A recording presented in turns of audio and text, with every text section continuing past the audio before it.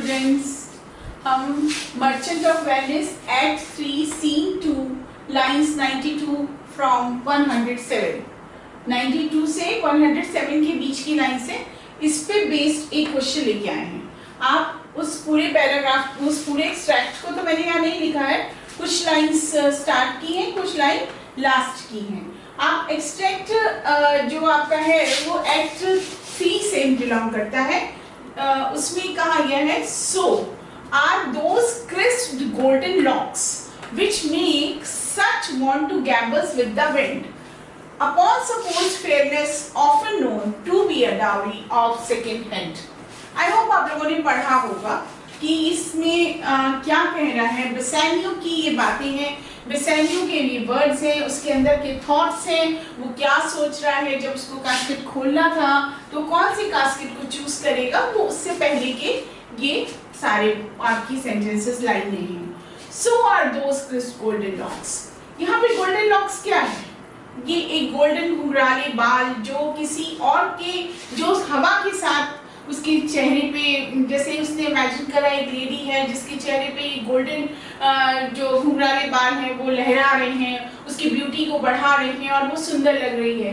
लेकिन एक्चुअली में वो कहता है कि जरूरी नहीं है कि जो गोल्डन लॉक्स हैं वो उसी के हों, वो हो सकता है ऐसी लेडी के हों जो आज टॉम में हो, जिसकी डेथ हो चुकी है और उसके बालों को उस पे आर्टिफिशियली लगाया गया है। उसके थॉट्स ये आ रहे हैं कि जो सुंदर दिख रहा है वो जरूरी नहीं है कि वो ओरिजिनल हो, नेचुरल हो। तो वो इसी बारे में अपना सोचता है, क्योंकि उसको तीनों कास्केट्स में से चूज करना है। तो एक गोल्डन कास्केट है जो बहुत ही खूबसूरत है, अब वो उसकी तरफ अट्रैक्ट हो, उसको चूज करे ना करे, राइट डिसीजन होगा कि नहीं होगा, कि वो सिल्वर वाला चूज करे कि क्या चूज करे। उसके मन में कई तरह के सवाल चल रहे हैं। तो अब होता क्या है कि जब वो उसके बारे में सोच रहा होता है तो उसमें कई तरह के ख्याल आते हैं। एक तो उसके हो गए कि वो गोल्डन लॉक्स की तरह है, फिर वो सेकंड उसके मन में थॉट आता है ये एक ऐसा डेंजरस सी का शोर है कि जो अट्रैक्ट करता है शिप्स को और उसकी लाइफ के साथ खेल जाता है। तो उसके मन में ये भी फीलिंग्स आती है कि भाई शिप आ जाते हैं और सेलर्स उसमें फंस जाते हैं और दूर से वो बहुत ही अट्रैक्टिव लगता है, उसको अपने अंदर अट्रैक्ट करता है। तो उसके मन में इतनी उथल पुथल मची हुई है कि अगर मैंने एक भी स्टेप रॉन्ग ले लिया तो होशा गई। तो ये चीज उसके मन में जो बार बार आ रहा है, फिर वो सोचता है, बेसानियो कहता है कि उसका सेकंड उसमें आता है, एक मिनट हम देखते हैं, the skull that bred then in a sepulchre thus ornament is but the guiled shore. अब यहाँ एक क्वेश्चन आता है कि वो गिल्ड शोर क्यों कह रहा है, जो कि मैंने अभी भी बताया कि वो एक तरह का अट्रैक्शन है जो कि उसमें सेलर्स जाके फंस जाते हैं कि हमें और वहां पे उनकी जिंदगी से एक खेल हो सकता है। तो ये भी एक मन में भाव आ रहा है, ये फीलिंग्स आ रही है, तो वो बहुत परेशान होता है। फिर वो सोचता है कि क्यों ना मैं ऐसा करूं कि ये जो ट्रैप वाली स्थिति है इससे मैं किसी तरह से बच सकूं और जो गोल्ड है उससे भी मेरा ध्यान हट सके, क्योंकि गोल्ड जो है एक स्टोरी उसमें रिलेट की गई मिडास की। मिडास एक राजा था जिसने एक डिवाइन कोई बहुत पावर थी, उसने उनको एक वो दिया था कि एक अच्छा सा उसने उसको मतलब एक गिफ्ट दिया था कि आप किसी भी चीज को छुओगे तो वो गोल्ड हो जाएगी। तो मिडास की जैसी मेरी हालत ना हो जाए कि मैं जिसको भी चीज को छूऊं और वो गोल्ड हो जाए। इवन देन पानी को, उसकी डॉटर उसको पानी देती है तो वो भी गोल्ड का हो जाता है। तो वो गोल्ड से थोड़ा उसकी शाइनी चीज से घबराता है।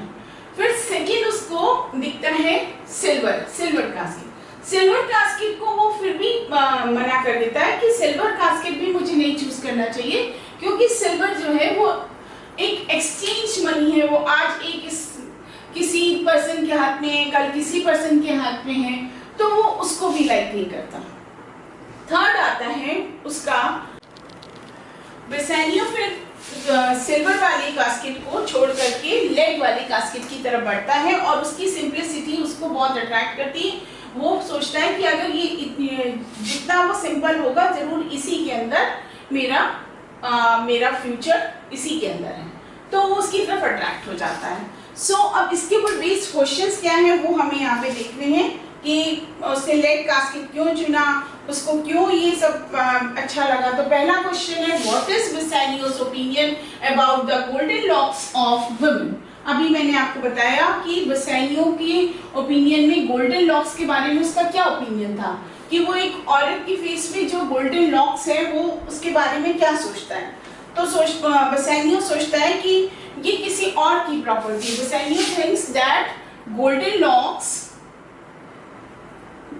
लॉक्स, ये जो गोल्डन लॉक्स आपको दिख रहे हैं ये किसी और की प्रॉपर्टी है, और the women of other property. Golden locks of women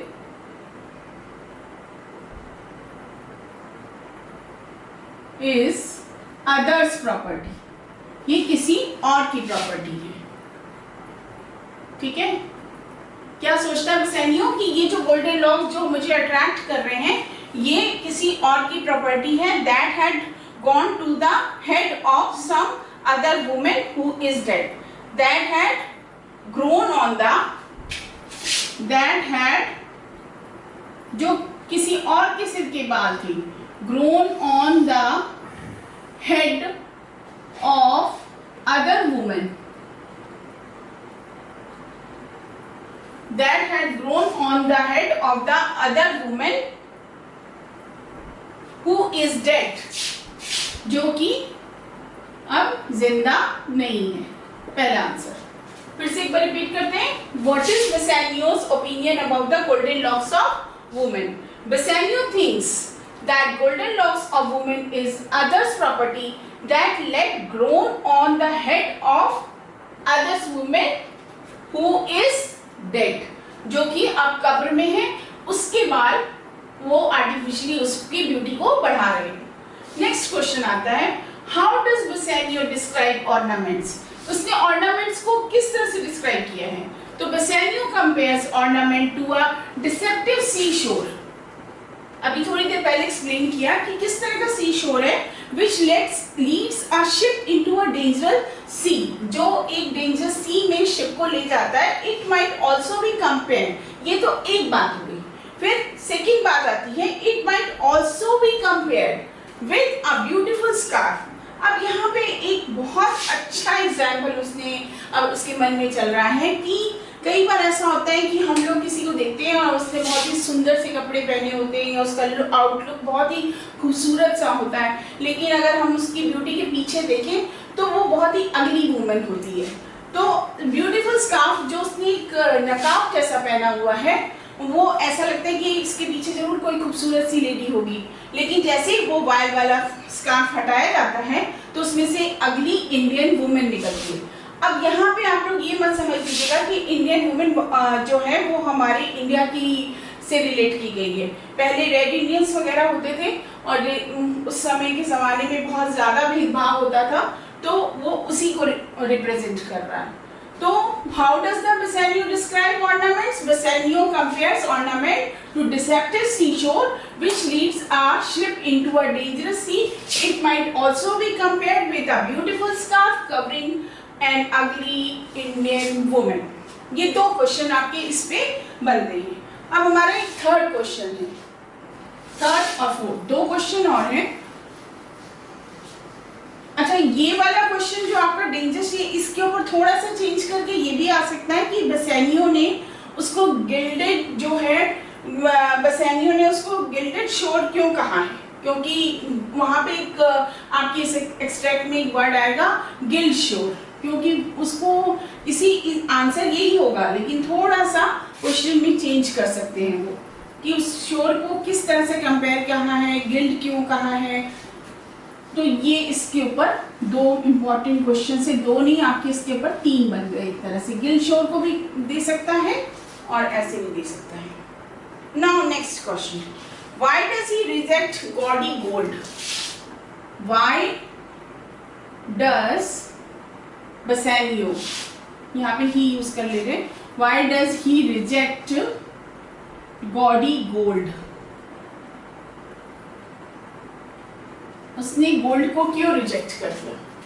आपको अभी भी मैंने बताया क्यों रिजेक्ट कर दिया। He rejects gold on the ground that it could serve as a food in the case of Midas.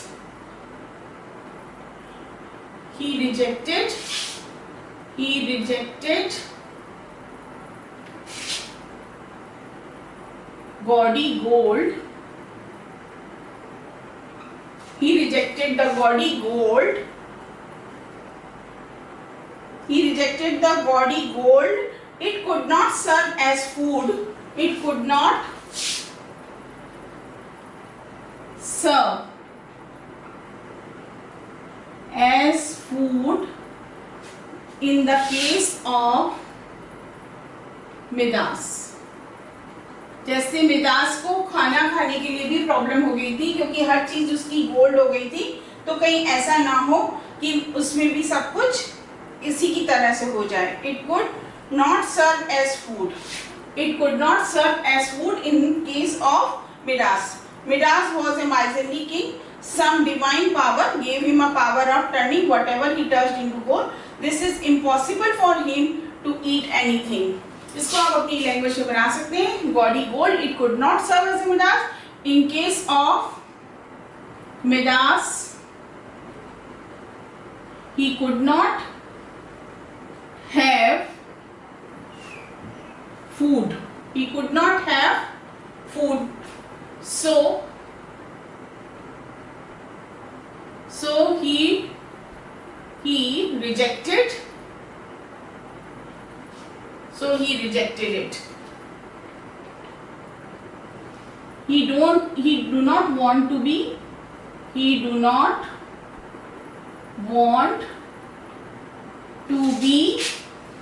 like a miserable king Midas.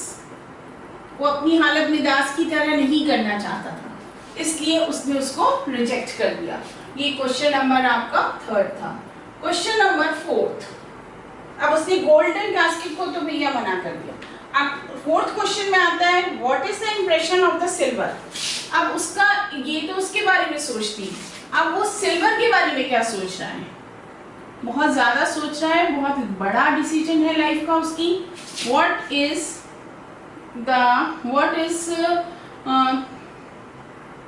does he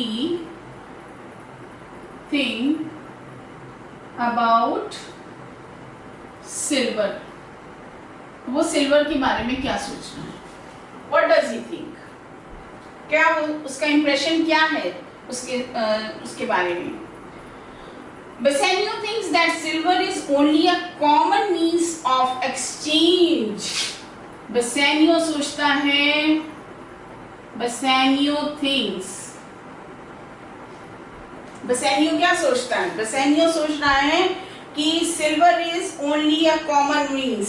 Silver is only a common means. Common means किस मामले में वो common है. To exchange among human beings. क्या मतलब हुआ इसका. What is the meaning of it. Bassanio सोचता है कि जो सिल्वर है, कॉइन पहले चलते थे तो सिल्वर के कॉइन थे. आप वो आज आपके हाथ में, कल को जिस तरह से मनी आज कहीं पे भी रुकती नहीं है, वो कभी किसी के पास, तो सेम जो सिल्वर की पोजीशन है, सिल्वर का इंप्रेशन उसके माइंड में यही आता है कि सिल्वर जो है वो एक इंसान से दूसरे इंसान के वो एक जगह स्थिर नहीं है, तो इसलिए वो सिल्वर को भी रिजेक्ट कर देता है. सिल्वर भी उसको पसंद नहीं आता. Why does he choose the leaden casket? अब वो लेड के कास्केट को क्यों पसंद करता है. अब इतना खूबसूरत सा आपका गोल्ड का कास्केट रखा हुआ है, इतना खूबसूरत सा आपका सिल्वर का है, तो वो लेड का ही कास्केट क्यों पसंद करता है. भैया लाइफ का बहुत बड़ा आपको डिसीजन लेना होता है, तो आप कितनी बार सोचते हो कि ये लें वो करें. ऐसा तो नहीं है कि हम कहीं ज़्यादा बॉडी को अच्छा समझ के चूज़ कर लें और बाद में वो चीज़ अच्छी ना निकले.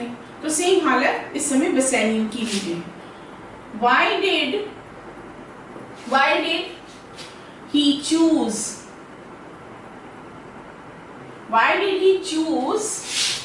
the लेड कास्केट क्यों चूज करा? ठीक है, तो एक बात अपनी लाइफ में भी ध्यान रखिए आप सभी लोग कि किसी भी चीज का अंदर ज्यादा अट्रैक्शन हो तो ये ना सोचे कि ये ही मेरी लाइफ के लिए बहुत अच्छा है। समझ रहे होंगे मैं किस लिए कह रही हूँ? Why did he choose the leaded casket? तो Bassanio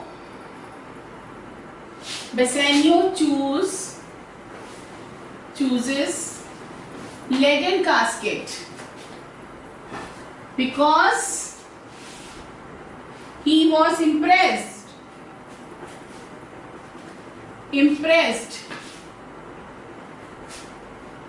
अब ये इसमें आपका was impressed,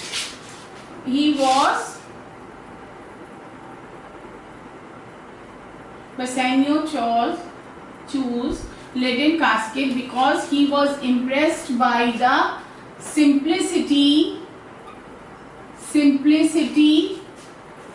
of lead।